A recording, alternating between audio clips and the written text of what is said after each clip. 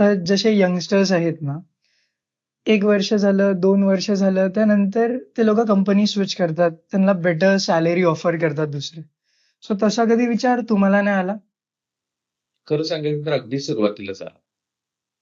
म्हणजे मी जसं म्हणलं ना तुला, की मार्केटिंग हा काही माझा बाणा नव्हता. हं. मार्केटिंग हा काही माझा पिंडच नव्हता. ओके. आणि इथे आल्यानंतर ज्यावेळेस कळलं, की तुम्हाला आता मार्केटिंग करायचं. हं. मार्केटिंग करायचं म्हणजे काय? मार्केटिंगसाठी माणसं तयार करायची. मुळात आम्हालाच मार्केटिंग फारसं काही जमणारं नव्हतं. हं. आणि त्याच्यातनं माणसांना तयार करायचं. हं. आणि तेही अशा काळात, म्हणजे मला आठवतंय मी 95 साली ज्यावेळेस आलो आणि माझं पहिलं पोस्टिंग पनवेलला झालं.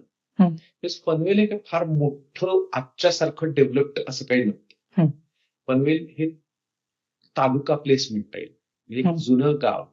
नव्याने तालुक्यात जसं येतं, तसं पनवेल होतं. म्हणजे मर्यादित माणसं, त्या मर्यादित किंवा सुस्थापित LIC ची जी प्रोफेशनल मंडळी होती, हं. त्यांचं खूप जास्त काम. म्हणजे एखाद्या घरी जरी आम्ही गेलो का नाही, तरी दुसऱ्या दिवशी ऑफिसला गेल्यानंतर दुसरा एखादा अधिकारी म्हणायचा, हं. काय कसा होता गोळे साहेब कालचा चहा? हं. नाही सांगितलं त्यांनी तुम्ही येऊन गेलात.